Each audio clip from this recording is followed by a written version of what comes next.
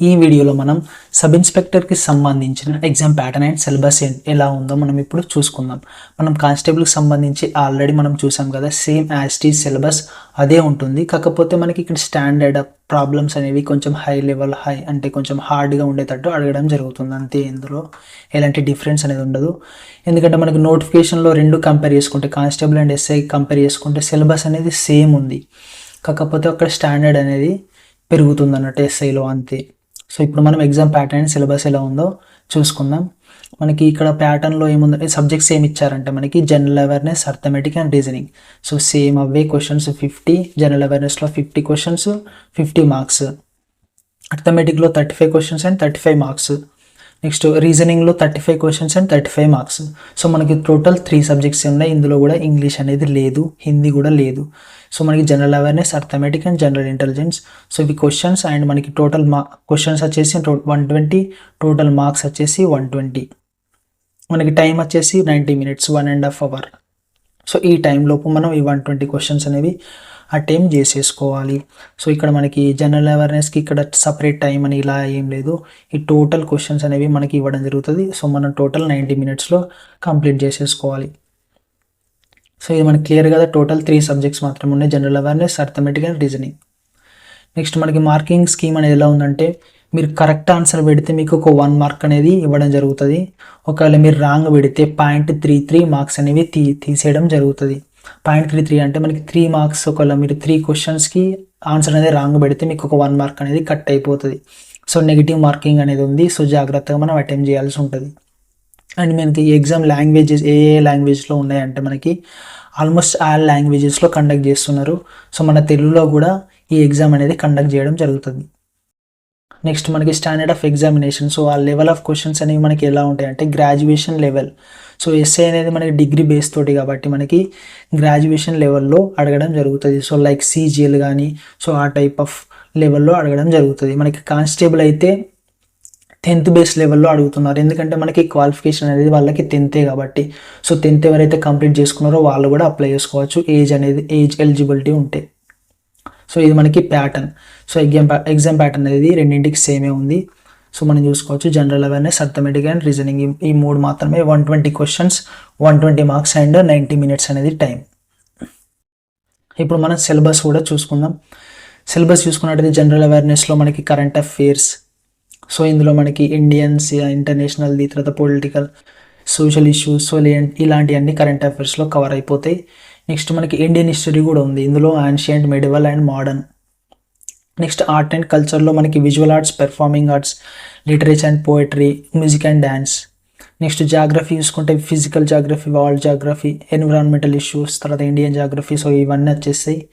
ఎకనామిక్స్లో మనకి మైక్రో, తర్వాత financial markets, ఇవన్నీ ఎకనామిక్స్లో. నెక్స్ట్ జనరల్ పాలిటీ చూసుకుంటే గవర్నెన్స్ అండ్ అడ్మినిస్ట్రేషన్, తర్వాత political institutions, legal framework. Next Indian కాన్స్టిట్యూషన్లో ఫండమెంటల్ రైట్స్, ఇవైతే most important. Next directive principles of state policy, తర్వాత అమెండ్మెంట్ ప్రాసెస్. ఈ అమెండ్మెంట్లో మనకి ఇంపార్టెంట్ అమెండ్మెంట్స్ ఉంటాయి, కొన్ని కేసెస్ ఉంటాయి. సో అవన్నీ చూసుకోవాలి. నెక్స్ట్ స్పోర్ట్స్ చూసుకుంటే మనకి మేజర్ స్పోర్టింగ్ ఈవెంట్స్, తర్వాత అథ్లెట్ అచీవ్మెంట్స్. సో మన ఇండియా నుంచి ఎక్కువ మంది ఎవరెవరు విన్ అయ్యారు, ఏమేమి విన్ అయ్యారో అవన్నీ చూసుకోవాల్సి ఉంటుంది. Next sports organisations. ఈ స్పోర్ట్స్ పెద్ద పెద్ద ఆర్గనైజేషన్స్ అనేవి ఎక్కడ ఉంటున్నాయి, సో ఆర్గనైజేషన్స్ అనేవి ఏ స్పోర్ట్స్ అనేవి కండక్ట్ చేస్తాయి, ఏ స్పోర్ట్స్కి రిలేటెడ్. సో ఇలాంటివన్నీ మనం చూసుకోవాలి స్పోర్ట్స్లో. నెక్స్ట్ వచ్చేసి మనకి జనరల్ సైన్స్. ఈ జనరల్ సైన్స్లో మనకి ఫిజిక్స్, కెమిస్ట్రీ, బయాలజీ, ఈ 3 సబ్జెక్ట్స్ అనేవి ఇందులో కవర్ అయిపోతాయి. సో ఇవన్నీ మొత్తం మనకి ఏంటంటే జనరల్ అవేర్నెస్ కిందకే రావడం జరుగుతుంది. ఇందులో టోటల్ 50 క్వశ్చన్స్ అండ్ 50 మార్క్స్ మనకి వెయిటేజ్. నెక్స్ట్ వచ్చేసి మనకి ఏంటిది అర్థమెటిక్. సో అర్థమెటిక్ చూసుకుందాం ఇప్పుడు. మనకి అర్థమెటిక్లో 35 మార్క్స్. ఇందులో నంబర్ సిస్టమ్. సో ఇవన్నీ బేసిక్స్. నెక్స్ట్ వచ్చేసి హోల్ నెంబర్స్, తర్వాత రిలేషన్షిప్ బిట్వీన్ నెంబర్స్, LCM, తర్వాత GCD, factors and multiples, prime and composite numbers. So ఇలాంటివన్నీ. నెక్స్ట్ ఫండమెంటల్ అర్థమెటికల్ ఆపరేషన్స్ అంటే అడిషన్, సబ్ట్రాక్షన్, మల్టిప్లికేషన్, తర్వాత డివిజన్. సో ఇవన్నీ బేసిక్ క్వశ్చన్స్. నెక్స్ట్ వచ్చేసి decimals and fractions. So మనకి ఫ్రాక్షన్స్లో ఇచ్చి ascending and descending రాయమనడం, లేకపోతే addition ఇవ్వడం. సో ఇలాంటి క్వశ్చన్స్ ఉంటాయి. Next ratio and proportion. Next averages. తర్వాత interest, simple interest and compound interest. Next వచ్చేసి profit and loss. Next discount and market price. So మనకి discounts ఇలాంటివి. నెక్స్ట్ డాటా ఇంటర్ప్రిటేషన్లో మనకి ఏంటంటే టేబుల్స్, గ్రాఫ్స్ లేకపోతే చార్ట్స్ ఇచ్చి సో వాటి కింద క్వశ్చన్స్ ఇస్తారు కదా, ఆ టేబుల్ యూస్ ఆన్సర్ చేయడం, సో అలాంటివి. నెక్స్ట్ మెన్సురేషన్ ఉంది. మెన్సురేషన్లో మనకి సర్ఫేస్ ఏరియాస్ అండ్ వాల్యూమ్స్ కనుక్కోవాలి.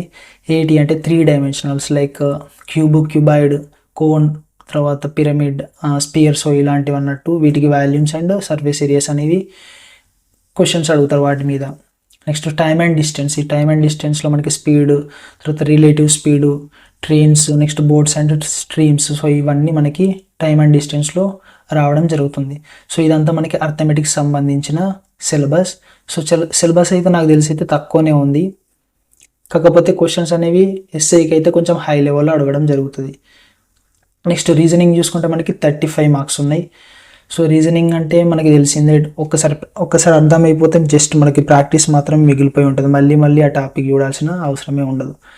సో ఇక్కడ మనకి సిలబస్ అయితే analogies, next similarities and differences, spatial visualization, spatial orientation, తర్వాత problem solving analysis, judgement and decision making, visual memory, discriminating observation, relationships, arithmetic reasoning, verbal and figure classification, arithmetic number series, non verbal series, coding and decoding, తర్వాత statement and conclusion, next syllogism. ఈ reasoning ఏంటంటే మనం just ఒకసారి previous papers అనేవి మనం చూసుకుంటే మనకి set అయిపోతుంది. ఎందుకంటే ఈ సిలబస్ ప్రకారమే మనకు బుక్స్ కావాలి అంటే మనకి అవి దొరకవు, ఎందుకంటే ఇందులో అన్ని డిఫరెంట్గా ఉంటాయి, మనకి సపరేట్గా మనకి దొరకవు అన్నట్టు. సో అందుకని మనం ప్రీవియస్ ఇయర్ ఒక్కసారి ప్రాక్టీస్ చేసేస్తే మనకి ఏవేవి చదువుకోవాలి, ఏవేవి చదవద్దు అనేది మనకు అర్థమైపోతుంది. బట్ మ్యాథ్స్ కానీ జనరల్ అవేర్నెస్ అవి రెండు మాత్రం ఫిక్స్డ్గా ఉంటాయి. సో ఇది మనకి సిలబస్ ఎస్ఐకి సంబంధించి. సో మనం ఈ సిలబస్ అనేది మన మైండ్లో పెట్టుకొని చదువుకుంటే మనకి ఏవేవి చదవాలి, ఏవేవి చదవకూడదు అనేది మనకు అర్థమైపోతుంది. అండ్ మనకు ఒక క్లారిటీ ఉంటుంది, తర్వాత మనకి ఫాస్ట్గా ప్రిపరేషన్ అనేది అయిపోతుంది, టైం వేస్ట్ కాకుండా. మీరు చేయాల్సింది ఏం లేదు, ఈ సిలబస్ చూసుకుంటూ డైలీ ఒక టాపిక్ కంప్లీట్ చేయాలి అండ్ ఒక ఎగ్జామ్ రాసిస్తే చాలు. That's it. మీకు అంటే ఒక ఫ్లోలో ఉంటారు అన్నట్టు, మధ్యలో ఆగకుండా. సో ఇది మనకి సిలబస్ చూసి ప్రిపేర్ అయితే కొంచెం బాగుంటుందని, కొంచెం ప్లాన్ ప్రకారం మీరు వెళ్ళచ్చు. సో ఈ సిలబస్ సంబంధించిన PDF అనేది మన కామెంట్స్ బాక్స్లో నేను లింక్ పేస్ట్ చేశాను. సో మీరు అక్కడ నుంచి డౌన్లోడ్ చేసుకోవచ్చు. Thank you.